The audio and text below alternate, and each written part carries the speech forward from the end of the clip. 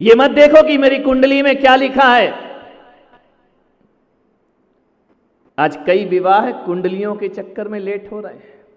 कुंवारे घूम रहे हैं लड़के लड़के, बोले क्या, बोले सब मिल रहा है, पैसा मिल रहा है, दहेज मिल रहा है, सब कुछ है, पढ़ा है, लिखा है, गण नहीं मिल रहे।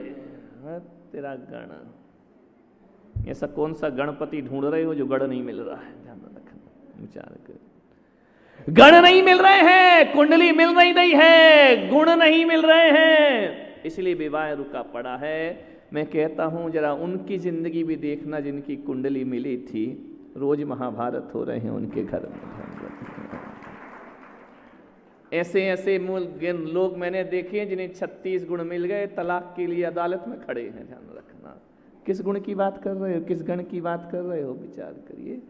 अपनी जिंदगियों, बच्चों के जीवन बर्बाद मत करो। ऐसा सब कुछ है, लड़का अच्छा है, पढ़ा लिखा है, सब कुछ है, कुंडली के चक्कर में बात अड़ी हुई है। कुंडली कुंडली कुंडली, ध्यान रखना, मैंने बस ध्यान रखना, कुंडलियों से जिंदगी नहीं चला करती है। राम लक्ष्मण की तो कितनी, राम सीता की तो कितनी अच्छी कुंडली थी, कब मिले? लोग कहते हैं ऐसी जोड़ी लाओ, राम सीता जैसी जोड़ी लाओ, राम सीता जैसे गुण मिलना चाहिए। भगवान किसी के ना मिले, बेचारे मिले ही नहीं शादी के बाद।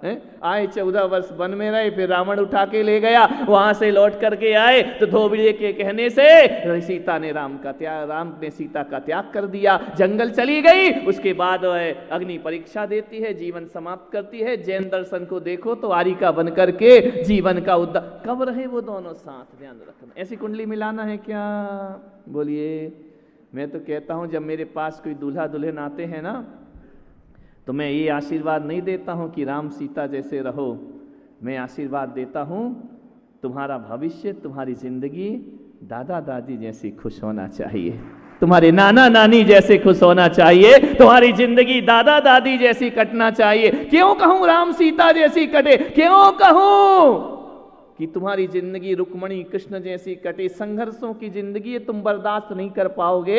ऐसी जिंदगी तो केवल राम ही जी सकते हैं और कृष्ण ही जी सकते। मैं तो इतना ही कहता हूं कि तुम्हें खुशी आशीर्वाद मिले। सोचिए, विचार करिए, 80 साल तक तुम्हारे घर के दादा दादी बुजुर्ग विपरीत परिस्थितियों में भी साथ रहे, सुख में भी साथ रहे, दुख में भी साथ रहे। अरे कष्ट का जीवन भी देखा और सुख का भी जीवन देखा, लेकिन ध्यान रखना, उन्होंने अपनी जिंदगी को जिया है और तुम्हारे लिए जिंदगी प्रदान की है। तो मैं आशीर्वाद देता हूं कि तुम्हारी जोड़ी दादा और दादी जैसी बनी रहना चाहिए। इससे बड़ा और क्या होगा आशीर्वाद? ध्यान रख, उनके जैसी जिंदगी जियो। माँ बाप को, दादा दादी को पूछते नहीं सीताराम सीताराम। एक आध रावण मिल गया ना तो आफत हो जाएगी तुम्हारी जिंदगी में। ध्यान रखिए। मान लो दादा दादी, उनने जीवन नहीं जिया, उनने कितने अच्छे से जिंदगी जी है। हर सुख में दुख में दादा दादी साथ रहे, जीवन के अंतिम समय तक साथ रहे।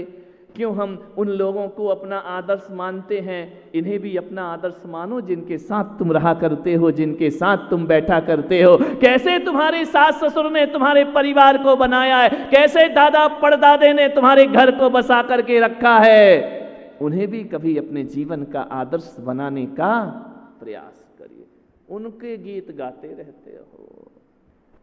सीताराम को पूजना बहुत आसान है मेरे भाई, लेकिन सीताराम बनना बहुत कठिन काम हुआ करता है, सबके बस की बात नहीं हुआ करती है। राम को सारी दुनिया प्यार करती है, लेकिन राम जी से कह दो कि तुम्हारी जैसी जिंदगी इसे दे दे, तो राम के मंदिर को छोड़ के कृष्ण के मंदिर में जाना प्रारंभ कर देगा आदमी। ध्यान रखिए, बहुत कठिन है राम जैसा जीवन जीना, बहुत कठिन है महावीर जैसी जिंदगी जीना, बहुत कठिन है महात्मा बुद्ध बनना, बहुत कठिन है अपनी जिंदगी में महापुरुषों जैसी जिंदगी। महापुरुषों जैसा ना जी सको, अपने घर में देखना, अपने घर में भी कोई ना कोई महापुरुष के लक्षण हुआ करते हैं। विचार करिए कैसे एक परिवार को बांध करके चलते हैं। ये महावीर पाटनी यहाँ बैठे हैं, कल मेरी चर्चा हुई, बातचीत हुई, 30-35 लोगों का परिवार एक साथ रहा करता है, एक रसोई हुआ करती है, एक घर हुआ करता है, एक रसोई, एक नाश्ता,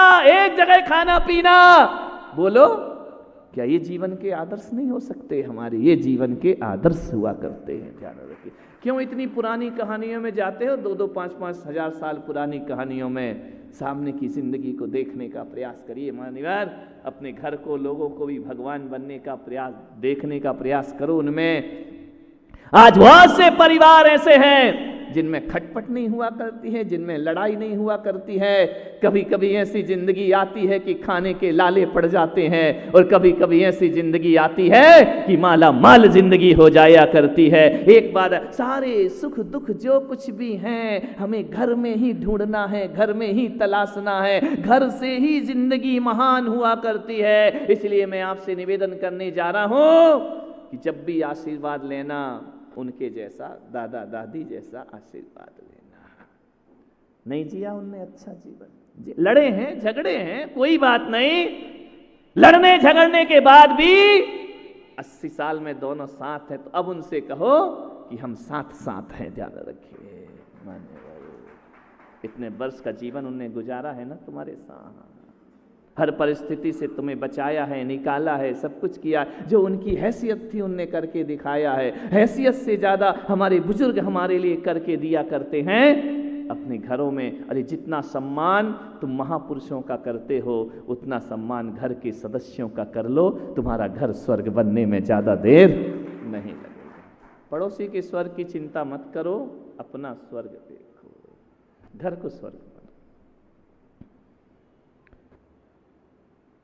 उस बच्चे ने कहा कि महाराज मेरा फ्यूचर क्या है? मैंने कहा एक बात बताऊं, मेरी कुंडली देखने के तरीके थोड़े अलग हैं। बोले क्या मतलब? मैंने कहा मैं तेरी कुंडली उंडली नहीं देखूं। बोले हाथ देख दो। मैंने कहा नहीं, हाथ भी क्या देखना, हाथ की सफाई बहुत है दुनिया में। मैं तो चेहरा देख के बताता हूं कि तेरा भविष्य क्या होगा। बोले चेहरा देख के? इतने पहुंचे हुए संत। मैंने कहा नहीं, पहुंचा वचा कुछ नहीं है ना, मैं इतना ऊंचा पहुंचना भी चाहता हूं, ध्यान रखिए। मैंने कहा मैं चेहरा देख के बता सकता हूं तेरा फ्यूचर। बोले बताइए मेरा फ्यूचर क्या होगा। मैंने कहा एक बात बता, तेरा नेचर कैसा है?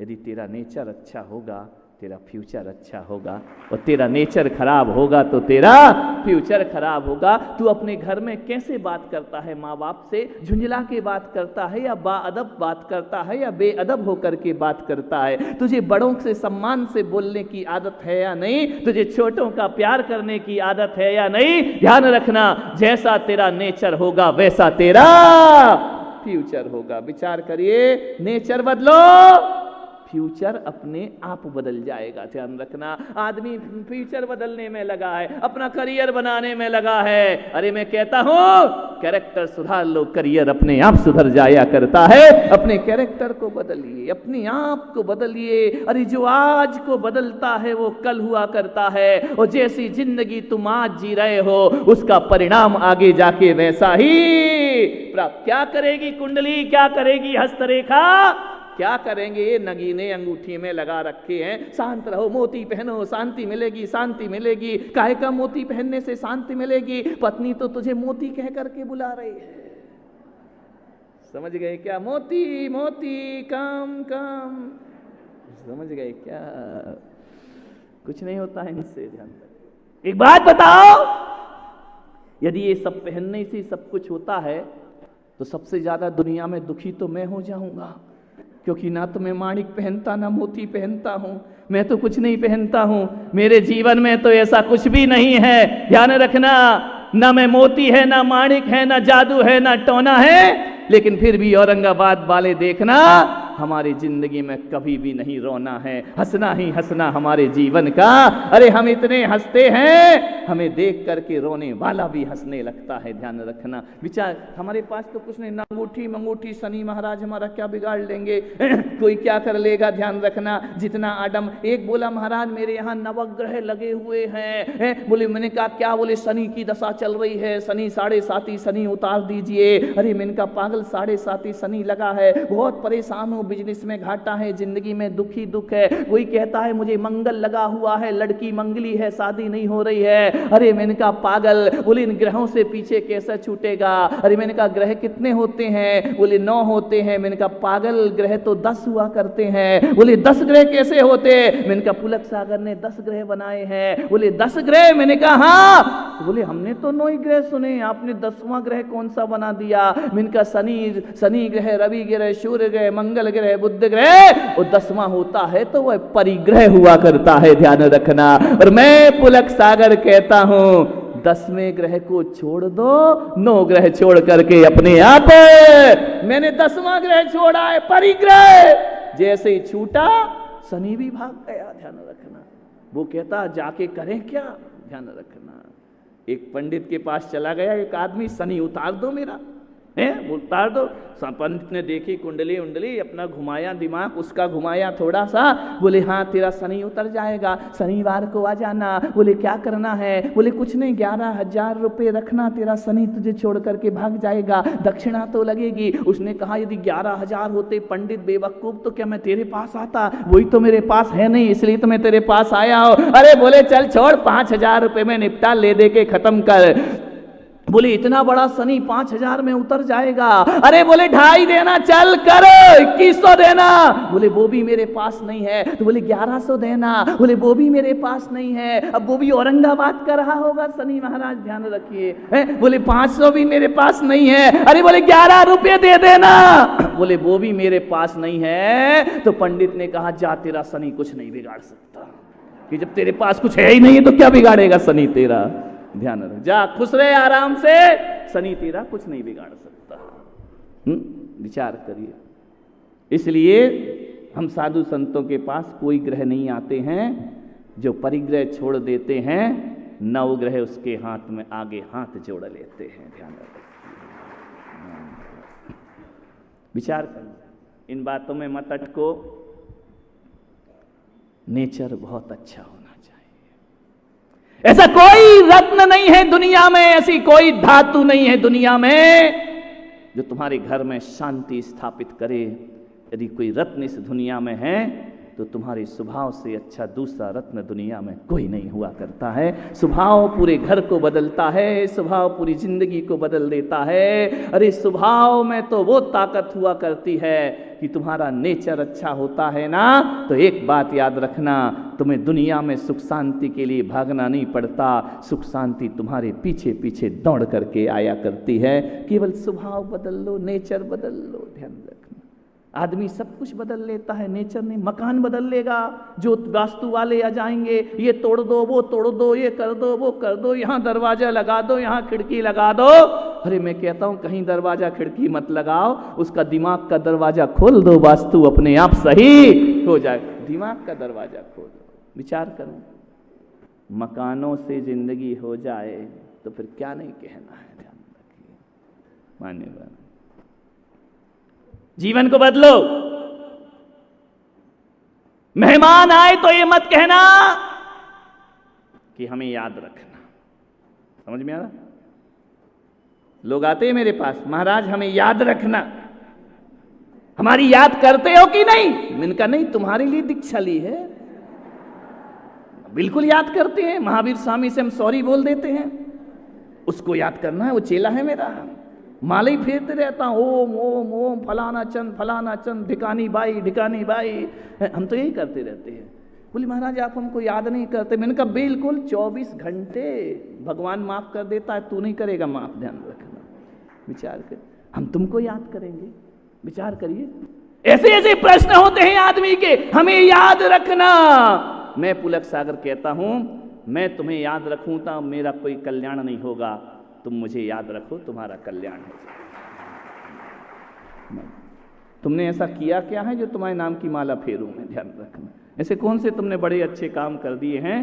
पुलक सागर यदि याद रखता है अपनी जिंदगी में तो अपने जिनेंद्र भगवान के अलावा किसी को याद नहीं रखा करता है। वही मेरे याद रखने, वही प्रातः स्मरणीय है, वही श्रद्धेय है, वही हमारे भगवान है, वही हमारे याद करने जैसी महान। और किसको याद करे, तुमको।